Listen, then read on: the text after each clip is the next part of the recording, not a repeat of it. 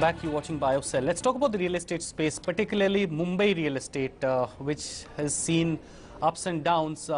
Some experts believe that the market here is heating up all over again. Some experts believe that there is more to go.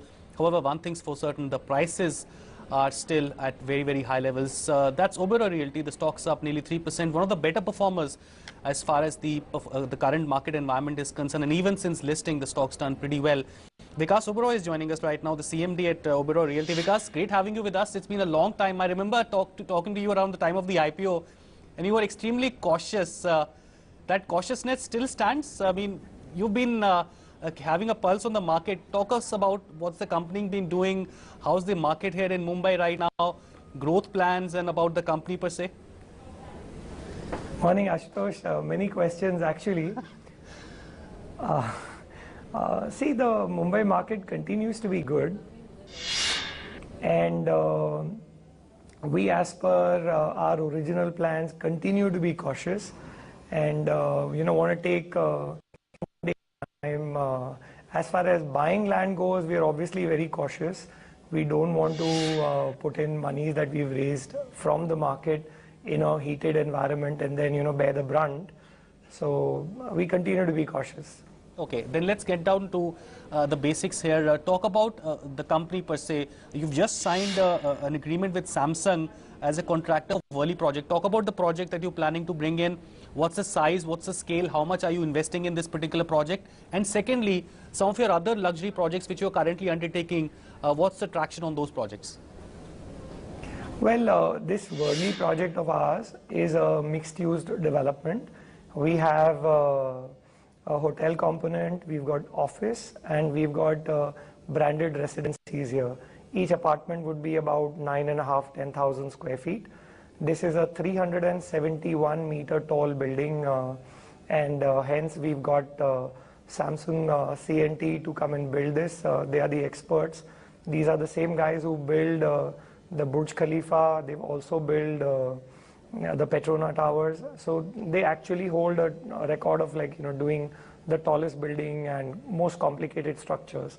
So the entire building is programmed to be constructed in almost about 55 months, if I'm not mistaken, give or take 2 months here and there. And it's over 3 million square feet of constructible area. Right. Let's talk about the realizations per se. The project that you're currently talking about, some of your older projects, what's the kind of realization that you're witnessing on a sequential basis also between last quarter, the last couple of quarters and this one? Are you witnessing some signs of a slowdown as far as average realizations are concerned? In fact, see, there are two things in a slowdown that you're probably talking about. One should see either sales dropping or, one has to drop prices to attract sales going forward. One thing for sure is that we are not able to increase price. In a market probably a year earlier, if the volumes that I see today, which continue to be there, so this probably answers your earlier question that whether there are volumes or no. Yes, volumes continue to be there. There is obviously pressure on the price, but this pressure is more to not increasing the price. But I don't see a depletion of price as such. And this probably may be true only, or maybe true to some areas, and one could be ours, where maybe Goregaon has hit a tipping point. We have a shopping mall which is doing very well. We have a 5-star hotel here, we have offices here, and we have an international school. So this area per se has come into its own, and people are interested in moving here as well. So I don't see pressure. I don't even see volume depleting, but yeah, as a company, we are not increasing our price because the environment probably does not support so. So, sticking on with the issue of pricing, particularly for the market of Mumbai, do you think the pricing is now coming near to the peak levels that we saw earlier, or do you think there is still some more headway as far as pricing? I mean, players like you can still play with pricing? Well, the idea is not about increasing price. What one has to really look at is what velocity are you able to generate when you're increasing price. We as a company are very conscious of the fact that we need to get volumes also into place. It's not about maximizing the last buck on an apartment, but also look at how many apartments you are able to sell at a particular price. So the current scenario is such that one cannot increase prices, I feel. Okay. Staying with the macro theme here, we recently have seen the CCI, the Competition Commission of India, becoming very, very strict as far as real estate companies are concerned. One of the large companies was actually fined a hefty sum for using its monopoly position when dealing with buyers. Is that a major concern right now? I mean, in the past, we have seen instances of home buyers approaching authorities saying that the players tend to use their monopolistic power in a way. How concerned are you about these developments? Again here, Bombay is governed by that MOFA, and that act clearly takes care of the kind of document a developer can have with a flat buyer. Anything over and above that MOFA does not permit has to be tested in law. So really, one can't apply the Competition Commission's order unilaterally to across India and then make it applicable. But our experts are reading that, and we are also trying to see what effect will it have and how going forward will one need to design a document. And I, for one, have been advocating for a regulator to come in play. So we are more than happy if the regulator is in play and he decides the rules of the game instead of each party guessing what the rules of the game would be and then testing it in law. Okay, let me just digress a little bit from that. Let's talk about general environment right now. You talked about pricing, you talked about demand. What's the impact of rising interest rates? I mean, there are expectations that there could be more rate hikes going forward. Are actual home buyers deferring their purchases in anticipation of perhaps at some point of time, maybe a year or year and a half later on, interest rates may cool down? Are you witnessing that right now? Well, firstly, to answer your first question, that interest rates aren't really going up anymore, I feel, and I at least hope so.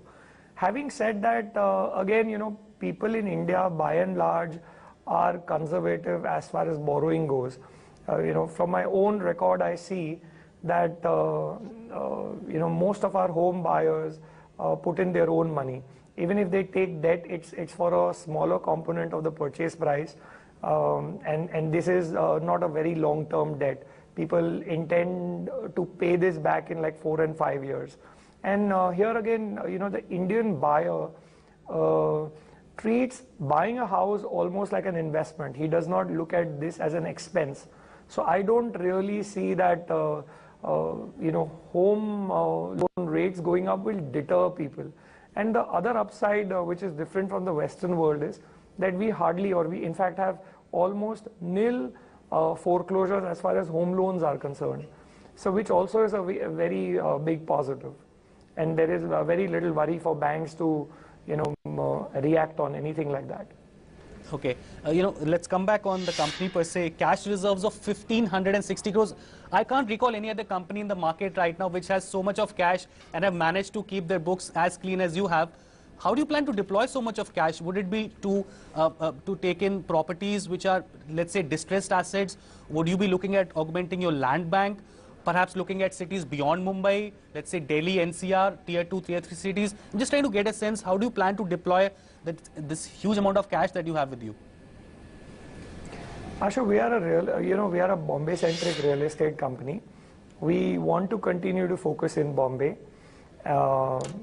This cash will obviously go in buying land, increasing our land bank, and we are looking at the right deals. It's not that we want a distressed deal. We want a deal where our company can make reasonable margins after investing. We have a set hurdle rate. If any investment passes through that, we are more than happy to actually go about buying land. So it's not that we are averse or we are afraid of taking any call on that account.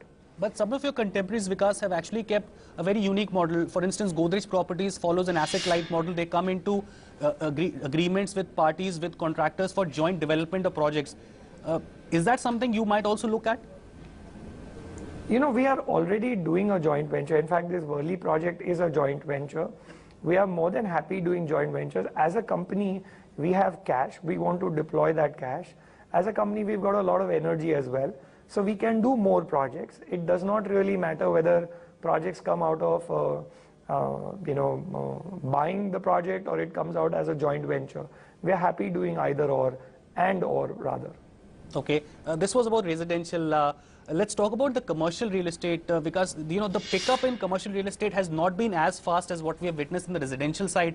Let's talk about that on-ground report of what's happening on the commercial space. You have a couple of properties here in Mumbai as well, rentals, leases. How's that panning out?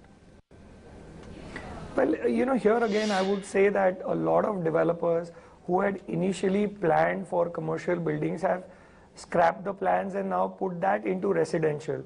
So this in turn will reduce the supply of commercial space available, and in turn probably whatever is left will obviously see a higher demand.